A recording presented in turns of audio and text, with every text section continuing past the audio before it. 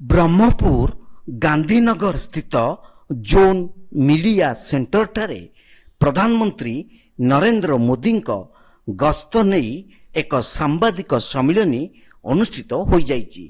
उक्त सम्मिलनी रे बीजेपी रो जिला सभापति सुभाष साहू, उपसभापति राम पात्र, वरिष्ठ आईनजीवी और बीजेपी नेता पीतवास पंडा, संयोजक सरोज सावत, ब्रह्मपुर जोन मीडिया संयोजक सुनील कुमार साहू समेत अन्य माने उपस्थित थिले।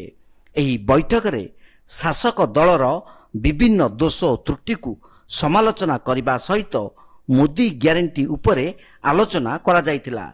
मोदी गस्त को नहीं बीजेपी कार्यकारिणी सभापति सुभाष साहू कहिथिले आसंता 6 तारिख पूर्वाह्न 10 घंटा 5 मिनिट समय रे मोदी कनिष्काशी विश्वनाथ मंदिर पछ पार्श्व पड़िया रे आसी पहुंचीबे। तांको सह राज्य सभापति मनमोहन सामल आसीबा नहीं वर्तमान सुधा सूचना पहुंची। एथि सहित ओडिशा रे डबल इंजिन सरकार आसिले आर्थिक क्षेत्र रे अनग्रसर महिला माननकु हजारे भत्ता, युव पीढ़ी को निवेश माध्यम रे रोजगारक्षम करा जिवो।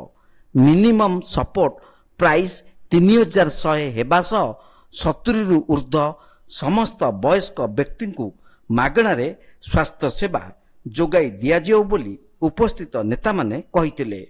मोदी जी हमर 6 तारिख आसंत माने 6 तारिख सकाळ 10:05 समय रे एठी पहुंचीबे। हमर कनिसी पड़िया जोठी अछि आपण देखिथिबे जोडे कोविड हॉस्पिटल हेतिला ता पाखरे जोठी की काशी विश्वनाथ मंदिर अच्छी से पछरे निश्चित भाव रे ठीक 10:05 रे पहुंचे। से जनसाधारण को अनुरोध से 8टा रु 8:30 भितर आपण माने समस्ते से पहुंची जातु। तांको संगरे एबे पर्यंत जो सूचना अच्छी से जदि खाली राज्य सभापति आसबे अन्य कौन किए आसबार आम पाखे सूचना नहीं। परवर्ती समय आम दे ब्रह्मपुर नारायण महाकुड़ रिपोर्ट तीर्थक्षेत्र लाइव।